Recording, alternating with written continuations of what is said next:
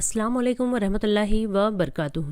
देखिए, कुरान में हमें वॉर्न किया गया है कि शैतान तुम्हारा खुला दुश्मन है, लिहाजा उसे दुश्मन ही समझो। उसका असल मकसद हमसे अल्लाह की नाफरमानी करवा कर हमें जहन्नुम में ले जाना है। देखिए, हदीस में आता है कि एवरी सिंगल मॉर्निंग इब्लीस समंदर में अपना तख्त बिछाता है और उस पर बैठकर अपने चेलों को, यानी उसके जो बाकी शैतानों की एक फ़ौज होती है ना, उन्हें हुक्म देता है कि वो लोगों में जाकर फितना फैलाए और लोगों को गुमराह करे।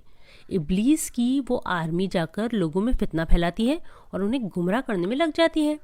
फिर वापस आकर इब्लीस के पास रिपोर्ट करते हैं, यानी कि अपने अपने कारनामे बताते हैं कि मैंने ये किया, मैंने वो किया। कोई शैतान कहता है कि मैंने लोगों से चोरी करवाई, शराब पिलवाया, झूठ बुलवाया, झगड़ा करवाया, जिना करवाया, लोगों से कत्ल करवाया, वगैरह वगैरह। मगर इब्लीस उनके कारनामों से कुछ ख़ास खुश नहीं होता और कहता है कि तुमने तो कुछ भी नहीं किया, यू हैव डन नथिंग। फिर एक शैतान आकर कहता है कि मैं 2 मियाँ बीवी के पीछे पड़ा रहा, यहाँ तक कि उन्हें अलग करवा दिया, यानी कि मियाँ बीवी में तलाक करवा दिया। ये सुनकर इब्लीस खुश होता है और उसके करीब आता है और उस शैतान की पीठ थपथपाता है और उसे गले लगाता है और कहता है कि तुमने कुछ बेहतरीन काम किया। अल्लाह अकबर। देखिए, इब्लीस मियाँ बीवी में तलाक से कितना खुश हो रहा है। क्यों खुश हो रहा है? क्योंकि सिर्फ 2 लोग आपस में अलग नहीं हुए, बल्कि 2 ख़ानदान टूट जाते हैं, बच्चों की ज़िंदगियां बर्बाद हो जाती है।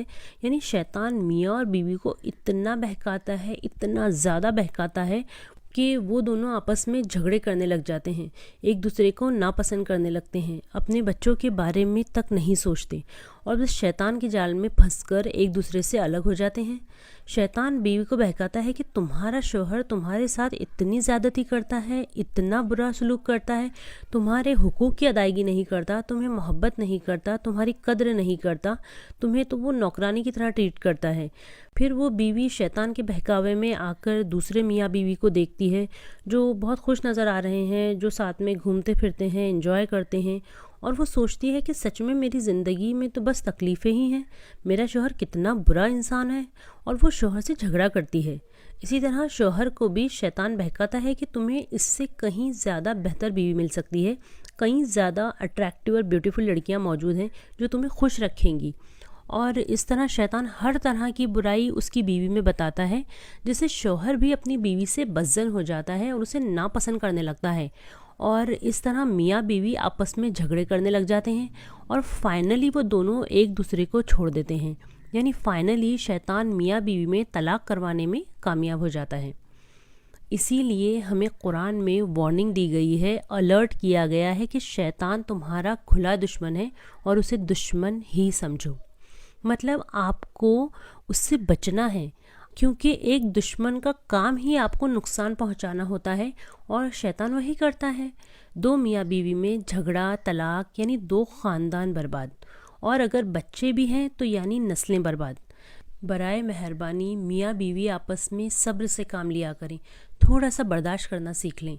लड़ाई झगड़े ये कोई नई बात नहीं है, ये हर जगह चलता है, मगर झगड़ों के बाद सुलह कर लेना और रिश्तों को बचाए रखना और एक दूसरे को माफ़ कर देना, दरगुजर कर देना, अल्लाह के वास्ते ये असल समझदारी है, ये असल कामयाबी है।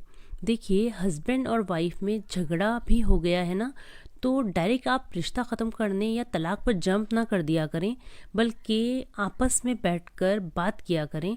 Try to solve the problems. जब आप आपस में बैठकर बात करेंगे तभी तो मसले का हल निकलेगा ना।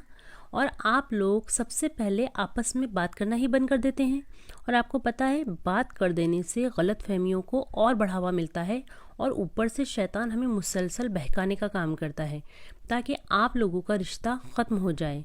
थोड़ा समझदारी से सोचा करें कि ये जो आप रिश्ता तोड़ने का कदम उठाने जा रहे हैं, इससे आपको क्या फ़ायदा है, आपका फ्यूचर इससे क्या होगा, क्या अल्लाह आपके इस कदम से खुश हो रहा है?